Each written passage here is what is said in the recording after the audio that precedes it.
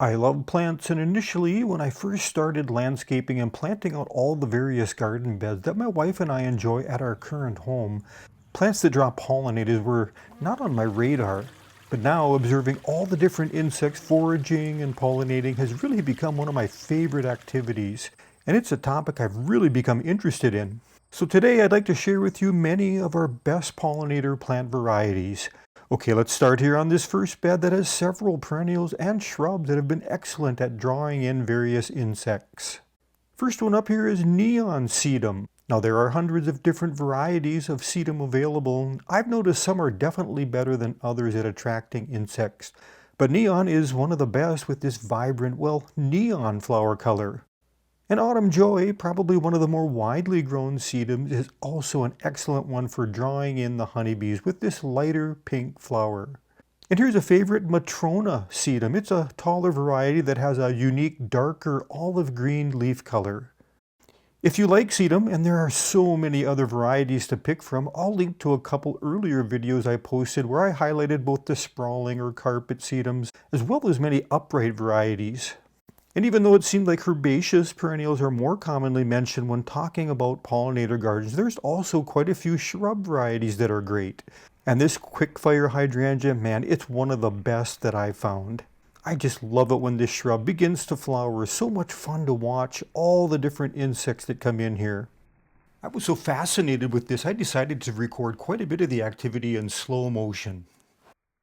This is a really cool way to watch the insects up close. It's almost like watching a Star Wars movie. And just next to this group of quickfires is a group of emerald carousel barberries. This is another shrub that's a profuse bloomer with these nice yellow flowers that draw in bees for many weeks. Here's a fall picture of this first bed that we're looking at a different angle, and right in the center here is a perennial with those purple flowers. That's an aster. I don't know the exact variety on this one, but asters are one of the best for late blooms, and they'll provide pollen and food for bees well into October in our area. I'm coming to you from the northern Great Plains, by the way, Zone 4.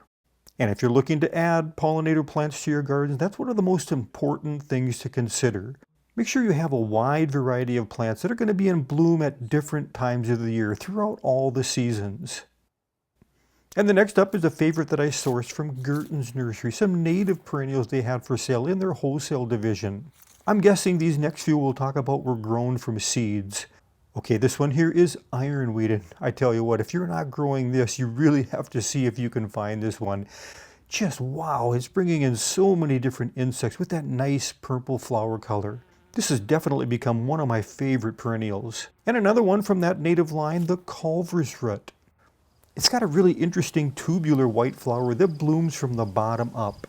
There's just one bumblebee on it right now, but this is considered a really good pollinator plant.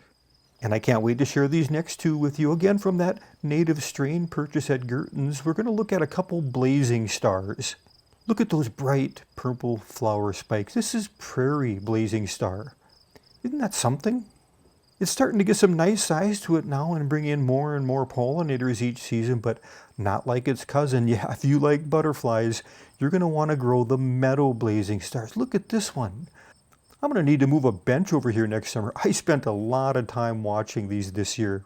I'm not sure why I haven't done it yet, but it's high time I started collecting some of these seeds and get some more of these growing in my other gardens.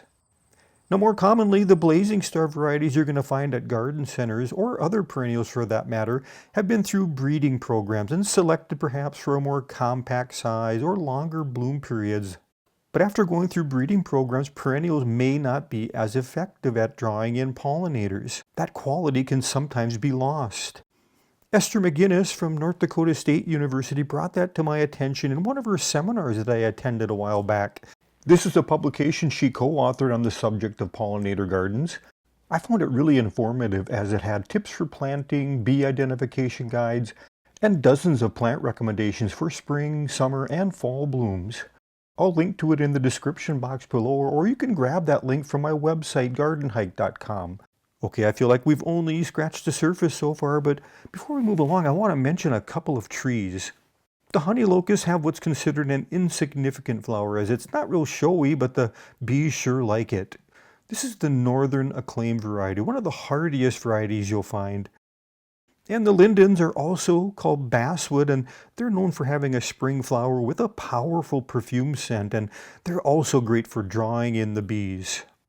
Okay, moving along here, we're coming up on an herb called marjoram. About 10 years ago, my wife and I planted just a few of these, and wow, they've really spread out and self-seeded themselves. They've taken up quite a large area now under this gazebo area. But the bumblebees, they absolutely love this plant. It's a full hum in this area midsummer, and I just love how this area is developed. It's a very natural feel to it here.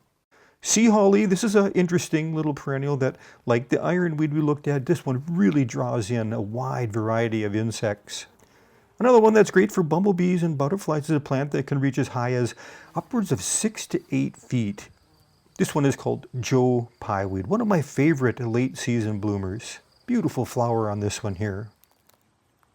Or if you prefer orange flowers for drawing butterflies, here's an Asclepias, also commonly referred to as the butterfly weed. I'm not sure what it is about butterflies that make them so enjoyable to watch. It's just mesmerizing, and I'm sure I'm not alone there. Russian sage won't disappoint at bringing in the bees, and it's got a long bloom period with that nice lavender flower color. It can sucker though and spread, so be mindful of that if you're limited on space.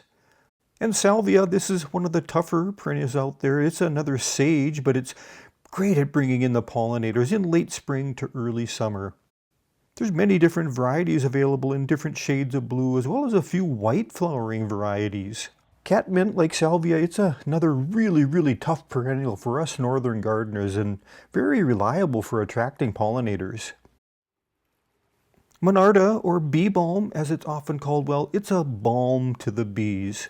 Mine's quite small yet, recently planted, so I'm sharing some video from a friend's garden where the bees are hard at work on these violet colored flowers. It's fun to watch the bumblebees work their way in and out of this tubular flower on this Dakota burgundy beard's tongue, or penstemon. This is a great perennial if you're looking for a dark maroon leaf color. And the alliums, or ornamental onions. This is a great compact perennial with a reliable, long-lasting flower, and it's always reliable for bringing in the bees. I want to quick mention too that it's not always flowers that insects are attracted to. Check out these aspen leaves here. I've got aphids feeding on the leaves, and their excretions are full of sugars and carbohydrates, and that's going to attack various bees, especially the hornets and the wasps. The same thing is happening here on this amber Jubilee 9-bark, and I seem to get aphids on this every year.